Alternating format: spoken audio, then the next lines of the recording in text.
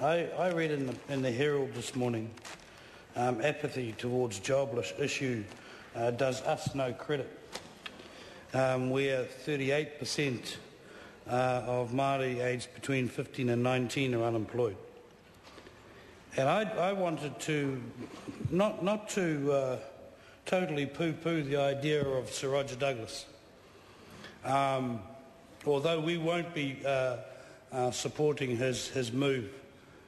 But I wanted to cast our minds back to the last time we had such a scandal in terms of unemployment. And I don't lay the blame at anybody's doorstep, sir. Unemployment is what it is, unemployment. But, sir, I find it abhorrent that we would pay somebody the dole to do nothing. I find it abhorrent to pay anybody anything to sit at home and do nothing. I think there are better ways, and this country has actually seen better ways of dealing with unemployment, especially in those high unemployment zones, as I like to call them, sir, which is basically the north and on the east coast and pockets of the suburbs. Sir, one of the things that I think that we should be seriously looking at, along with what we are doing with Community Max and our other programs like Job Ops, is to be putting all of our energy. Well, if the member would just listen and stop being captured by the old style dogma that he likes to talk about, but he doesn't really believe in. He wants to, oh, bother. I've given up those days, Mr. Mallard. I've given up those days. I'm not like that member who lives in the past all the time, sir, trying to live off past glories. The only thing the member does right these days is ride a bike, and that's all he's famous for. But anyway, let's talk about those zones that I was talking about. Why aren't we saying to ourselves right across the House, why aren't we saying designating the East Coast and the North special economic zones where we actually get in there boots and all and help? And there are some things that Sir Roger Douglas actually say that speak the truth.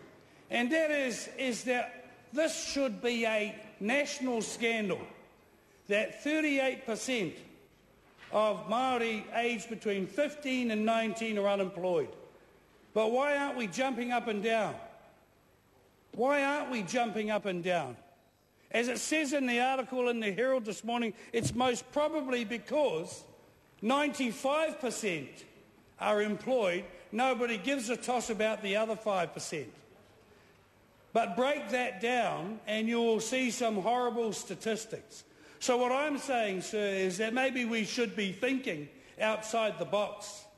Maybe we should be designating places like the East Coast, places like the North, as special economic zones. And this is not just for Māori.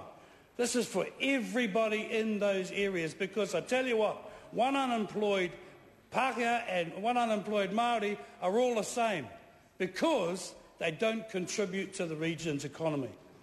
Sir, I want to not get up and say that I support the reintroduction of work schemes, but let me tell you about work schemes and the greatness, the great thing about work schemes were little communities.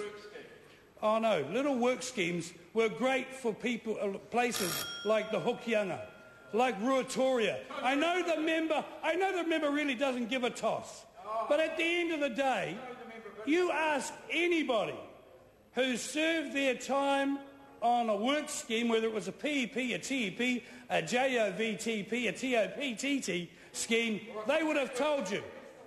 They would have told you that what they got out of it was a bit of pride, a bit of money in the bank, and the little community of, let's say, the Hokianga would have been a special zone to them, because John, Mary, Frank and whoever else that was on the scheme might have been only 30 people.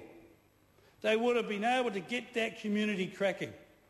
And so while I'm not advocating the return of the PEP scheme, I want to say that it is time that we used our initiative and time that we used the forces that we have and had a look at this matter more seriously than just getting rid of minimum youth rates.